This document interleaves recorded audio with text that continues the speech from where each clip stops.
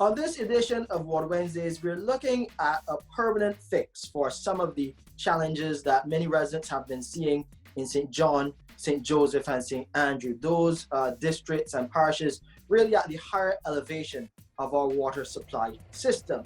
So how do we fix this issue going forward with the outages and low pressure in these rural areas? To talk to me a bit more about dealing with this challenge going forward, we have Charles Leslie. He is the Director of Engineering at the BWA. So Charles, we touched on this in the last edition of Water Wednesdays, looking at what your teams are doing at Vineyard to provide somewhat of a permanent fix for these long problems that we've been seeing there. Yes, thank you, Shane. As we indicated, during this period now, a number of persons basically are at home. Normally, persons would leave home and from the rural areas and head into the city during the day or around the coast, and that would alleviate some of the stress or the pressure that we have on those systems, those older systems on the interior of the island. But because a lot of those persons are at home now because of this COVID period, obviously those systems are stressed, and it's putting a little bit more stress on those systems.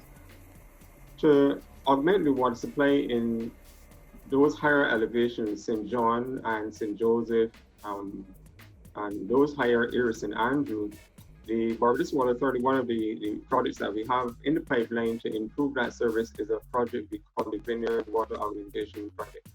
And basically what we're looking to do is to bring water from Groves and St. Philip through to St. John via a system of pipelines and reservoirs.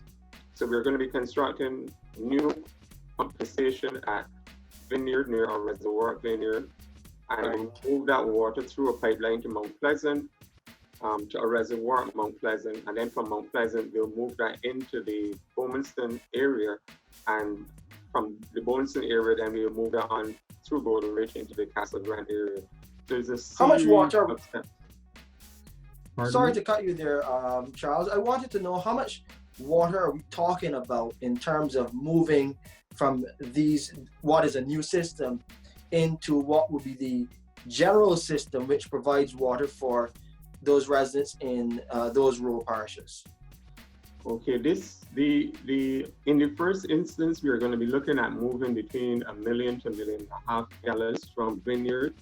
But as time progresses and we improve the system at Groves, we're going to be looking to move as much as 2 to 3 million gallons from that area, if it is available, right into the interior of the island. So in the first instance, we're going to start off with about 1 million to 1.5 million gallons, but then we'll improve the systems to be able to push more water to the interior of the island. Will this make up for the shortfall that currently results in the outages and low pressure being seen in those parishes? They should make up for the shortfall in those areas, but we always have to be cautious because right now we have boreholes at Sweetville that are producing about 1 million gallons per day. We have boreholes at Applewicks that are producing between 1.5 million to 2 million gallons per day. But if we continue to get reduced rainfall, we know that those systems are going to be affected. So we always have to be looking for new sources of water. Once we don't get the replenishment of our groundwater reserves from the rain, we always have to be looking for new sources. Thank you, Charles, for the update. And of course, please stay safe during this pandemic. And thank you for watching this edition of Water Wednesdays. Of course, for more information on the prohibition notice, you can go to our website, www.barbadoswaterauthority.com. You can go to our Facebook or Instagram pages for information on that and updates, or just type Water Wednesdays in YouTube. You can find us there.